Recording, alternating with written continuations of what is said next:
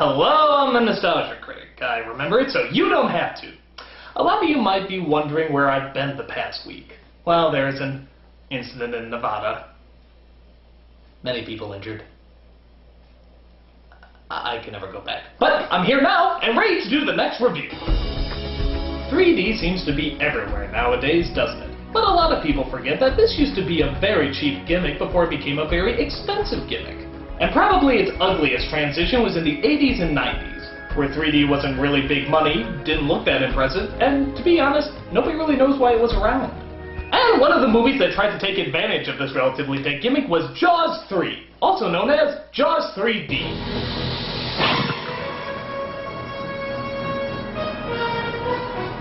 If you thought Jaws 2 was unnecessary, here's a sequel that adds even more unnecessariness.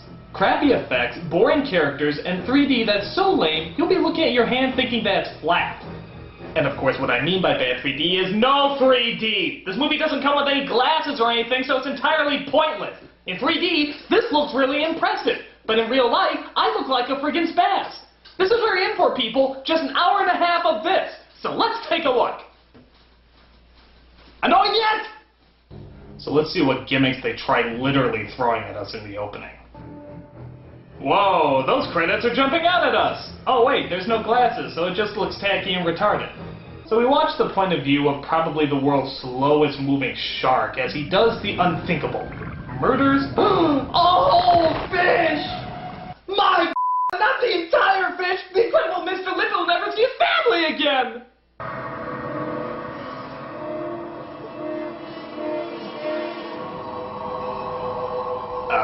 Next. Next. Next! Okay, even in 3D, your fish head is not scary. Next! So the premise of this movie is actually a little creative, at least in its setting. It takes place in SeaWorld, which I have to admit is kind of a weird advertising tie-in. Do you really want to advertise that your theme park has Jaws in it? A giant shark that can eat you anytime he wants? It's like advertising Disney World, now with more cancer. But oh well. We get a couple of guys who are trying to close this gate or something when you-know-who shows up.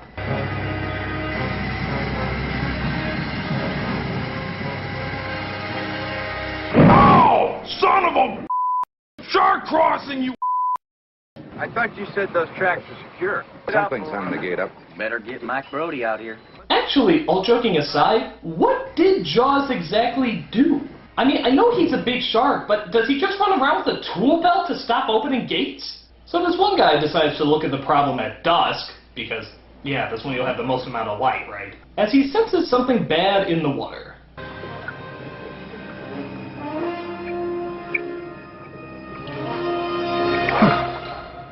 I mean, fish!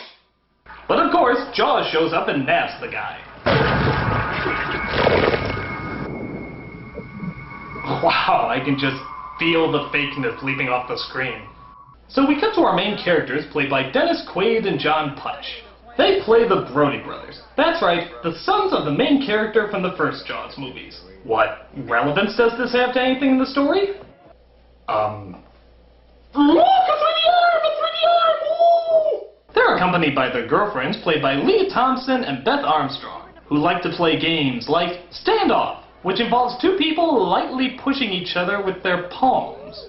Truly a battle of strength and wit. Mike flies open.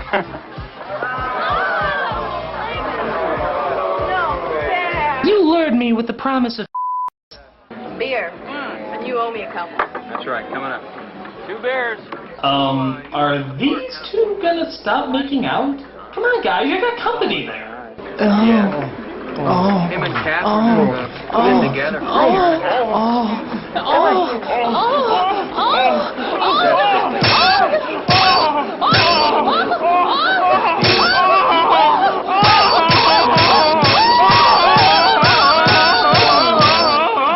So Putch and Thompson go down to the water to play their other favorite game. Chase the cowgirl through the knee-high tent on the beach. Kinky? But meanwhile, a bigger, nastier foe is at work. That's right, I'm talking about the lowest form of scum known by man. Somewhere down there is the best coral. guy in Miami give us $200 for the good stuff. Coral stealers! I mean, really? Coral stealers? We have coral stealers in this movie? Who's their competition? The Seahorse Mafia? So of course, Jaws strikes again, but it wants to be sure it leaves no evidence behind. Bet you didn't know Jaws can suck grass through a straw, did you? So the wife of the first dead guy is concerned because they can't find his body. So they take that boat that you always see the Planeteers use to go under the water and see if they can find him.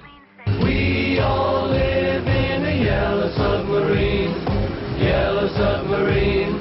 Now, get ready, folks, for some of the best underwater effects you have ever seen in your entire life. Wow. Happy Meal toys in a bathtub have nothing compared to this scene. In fact, the ship itself sort of looks like Ronald McDonald's electric shaver, doesn't it?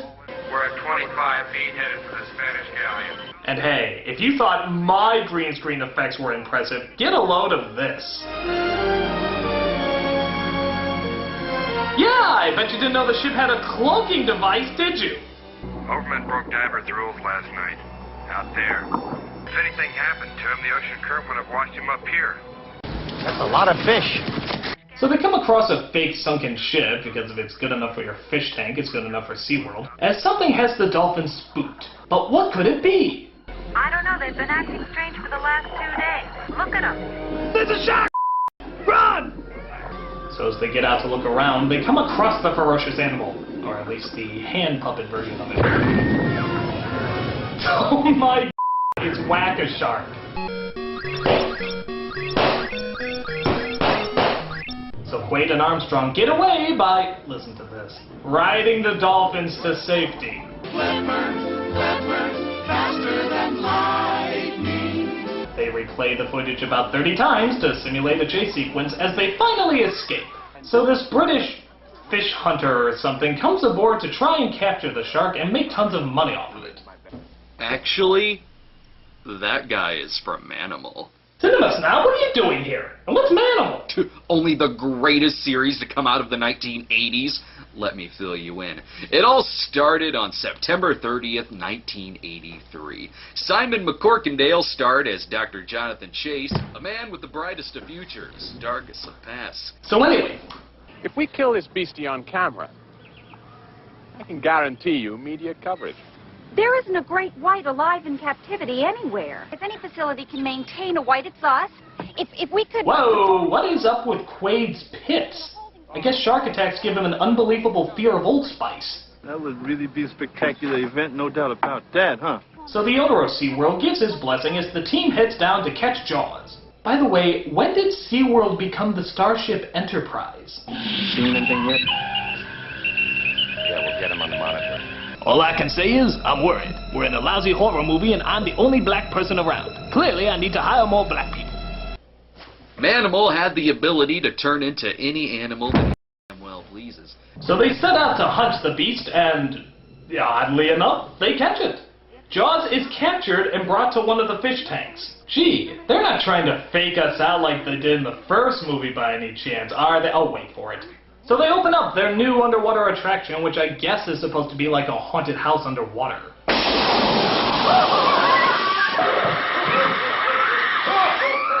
Oh, come on, that's not a ride, that's a hentai. There's no extra charge for this unique attraction. Our underwater tunnels are not only fun, but informative. You know what's funny how often I have to remind myself that this was shot in 3D? Because shots like that, they blend in so well to the story. Oh wait, no, they're awkward and stupid. So, through some really confusing dialogue, I guess the shark dies because they put him in the wrong tank. Unfortunately, that doesn't distract the people from the dead guy who's floating in the water.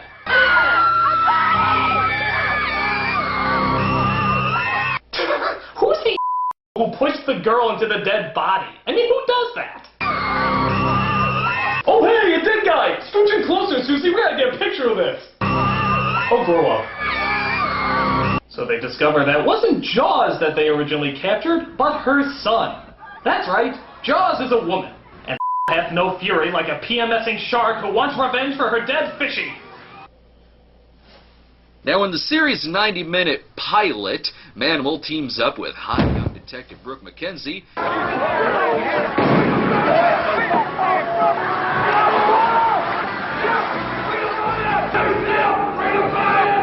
Try speaking English to them. Maybe then they'll listen.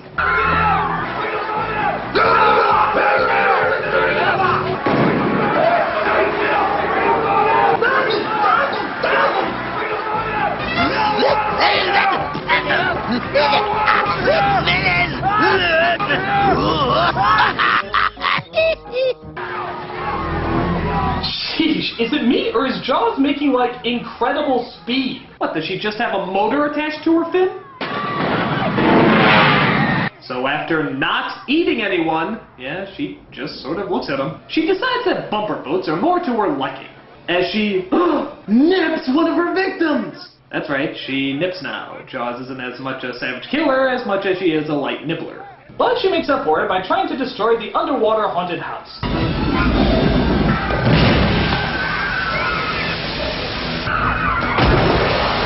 Yes, I can see why SeaWorld wanted to do a tie-in with this movie. Can't you just see the promotional video right now?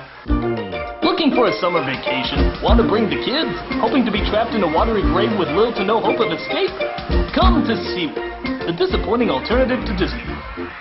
So the people are trapped literally under the sea as that British guy tries to go and lure the shark into a giant underwater cage. But he gets caught and is unable to escape.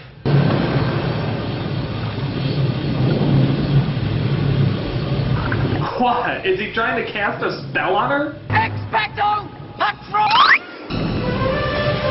Wait! You can't eat me! I'm British food! I taste terrible! So the British guy literally gets stuck in Jaws' teeth as her other row of teeth, which I guess are in her throat or something, finishes him off. His assistant doesn't take the news well.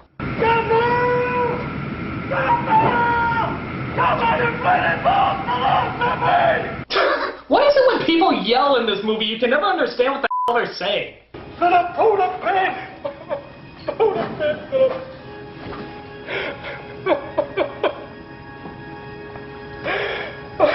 No, that was real gripping. And that he was really gripping that ladder. You can't deny he was really holding onto that ladder. Catherine, what are you doing? I'm going down there. Are you crazy? He needs eyes in the back of his head, Calvin. Oh look, another black guy! I guess that gives Calvin a fighting chance to survive this movie, doesn't it? We got to see Manimal turn into a cat so he could peek down Ursula Andress's dress.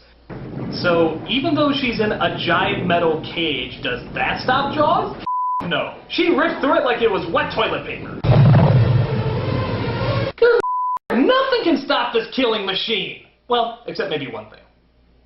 Chuck Norris! But even then, he'd have to be riding a shark just as big as Jaws. Riding a shark just as big as Jaws! So they finally get the people out, as I'm sure they reenact the audience's reaction of leaving this movie. Unfortunately, Jaws starts floating towards the base. Oh, and I don't mean swim, I mean float. Having actual movement would require another AA battery.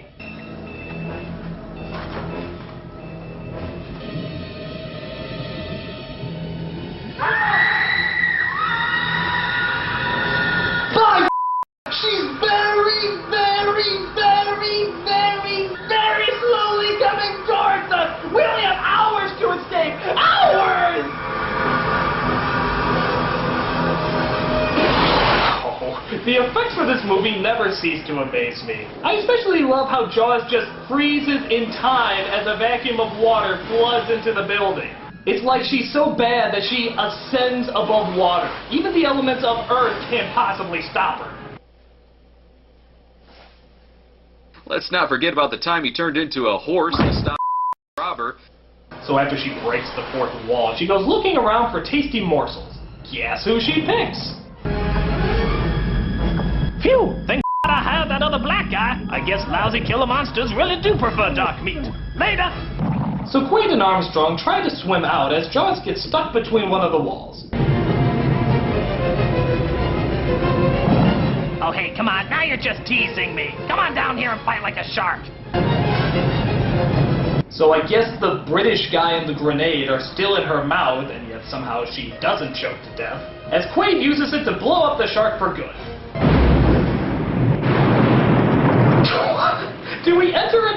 and Scratchy cartoon? Way to end on a high note!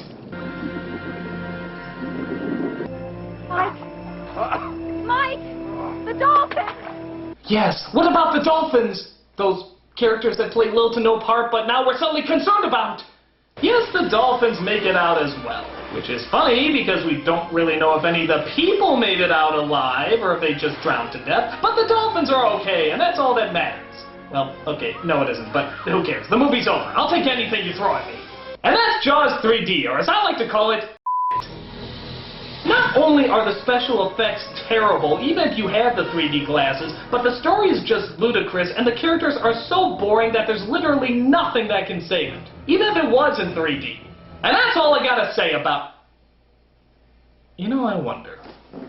The series was canceled on December 17th, 1983 due to poor ratings, with it being put on NBC of Dallas. I'm the Nostalgia Critic guy from Now, Simon McCorkindale's appearance in Jaws 3D marks only the second time that McCorkindale has been featured in something that has featured sharks and the Jaws theme. Now, am I saying that there's a scene from Manimal where he turns into a shark to go after a bad guy and it plays the Jaws theme? Yeah. That's exactly what I'm saying.